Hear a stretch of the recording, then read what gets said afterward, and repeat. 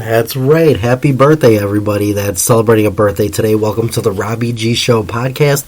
And here's some celebrities that share a birthday with you if today is your birthday, January 19th. Dolly Parton, she turns 78 today. Mac Miller would have had a birthday today if he were still alive. Actress from Full House, Jodie Sweetin, turns 42.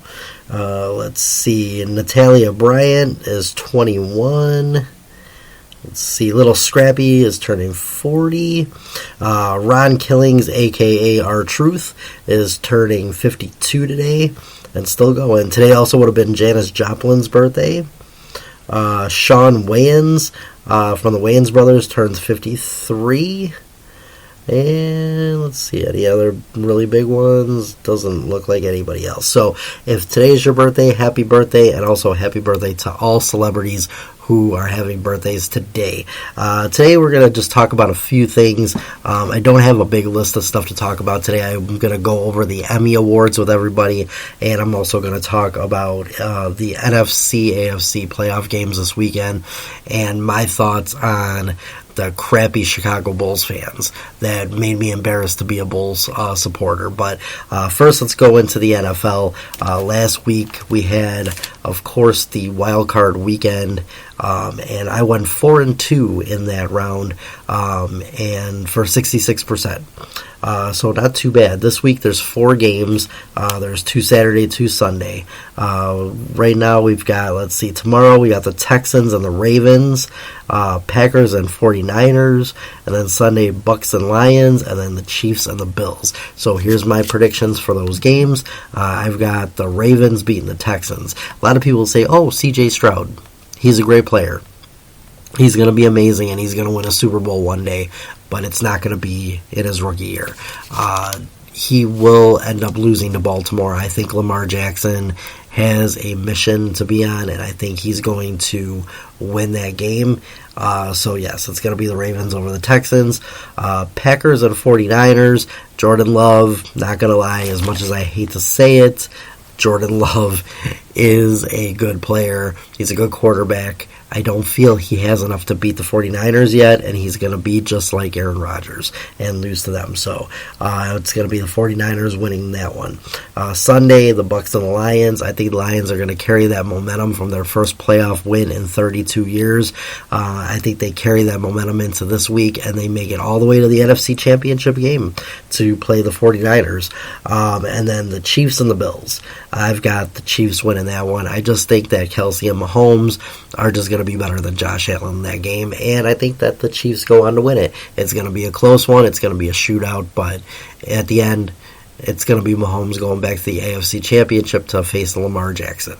It would be kind of cool to see Mahomes taking on C.J. Stroud, but I'm just not ready to make C.J. Stroud an AFC Championship contender right now. I just don't see it happening this year, but I might be wrong, and let's see. I have 4 games. Let's see how I do in those 4.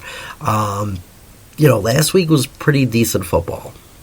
It was very good games. The wild card was everything we expected. Jordan Love.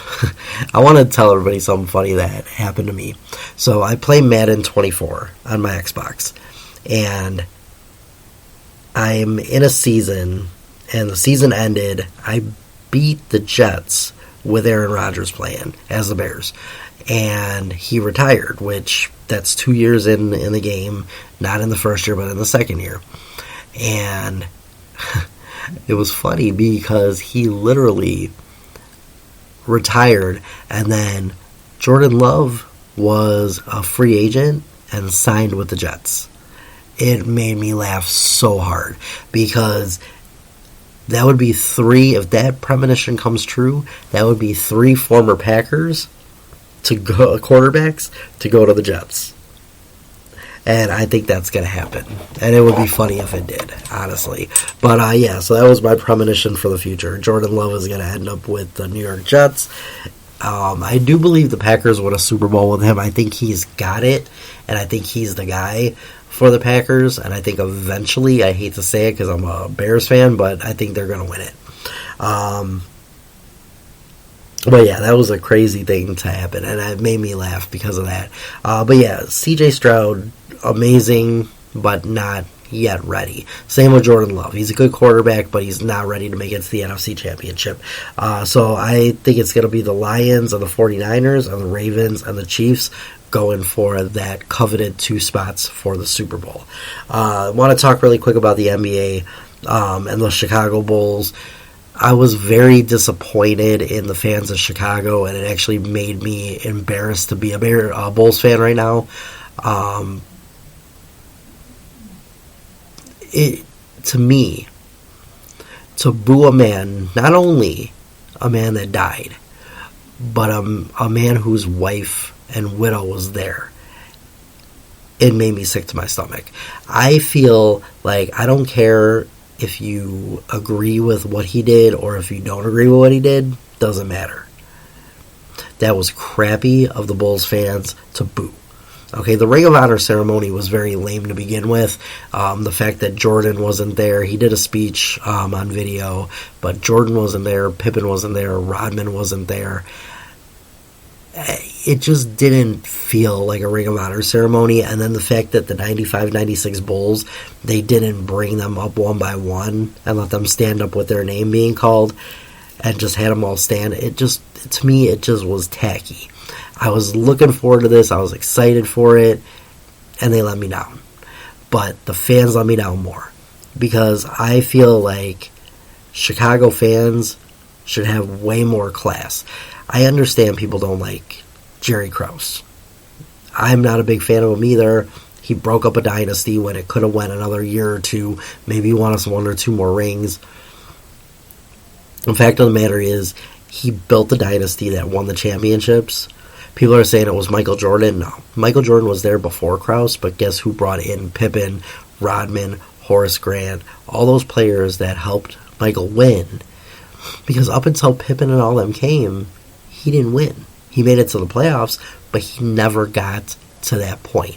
So, yes, I do feel that Jerry Krause did help bring them 6 championships. They all had a piece in it. All the role players, Michael Jordan, Phil Jackson, and Jerry Krause, and Jerry Reinsdorf. But the fans were just pathetic. And every single one of you that was there and booed, I hope karma comes back to get you, because that was wrong. You don't do that. You don't boo a man that just died, and you don't boo a man whose widow is there to honor him. And I get people saying, well, Michael Jordan said bad things about him in The Last Dance, and look, we all watched it. We all knew, if you were a Bulls fan your whole life, and you were around in the 90s, you knew what happened. A lot of those fans that booed probably weren't there for it. They probably only saw video of it. They didn't see anything besides what The Last Dance gave. But a real true Bulls fan would not be booing Jerry Krause when he's gone. If he were there, maybe they could have booed him. Obviously, people don't like him. The fact of the matter is, he's a deceased man whose wife was there. I would not have booed. I'd have clapped for him and for his wife being there. That's just my take on it. I don't know how everybody feels, but you could always comment or send me something with that. Like I said, this is not going to be a long show. I don't really have that much to cover today. There really wasn't much going on in sports right now. You got the NFL playoffs, and that was it. We're going to go into the Emmys, and this will be my final thing, so this is going to be like a quick 20-minute show today. But here is a list of the Emmys. But before I go on and tell everybody who won the Emmy Awards last weekend, another thing I was disappointed with, and I didn't get to see the Emmys live, I was at work, but I heard from Steve Wilkos that Jerry Springer did not make the in memoriam. How the Emmys can live with themselves for not having a man who was a cultural icon in the 90s. I don't care if people didn't like the stuff that he did on his shows, all the weird stuff that was on there. I don't care. He was an icon of the 90s. His show resonated through households worldwide.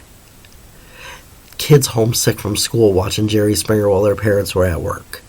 Okay? Growing up watching Jerry Springer as I got older.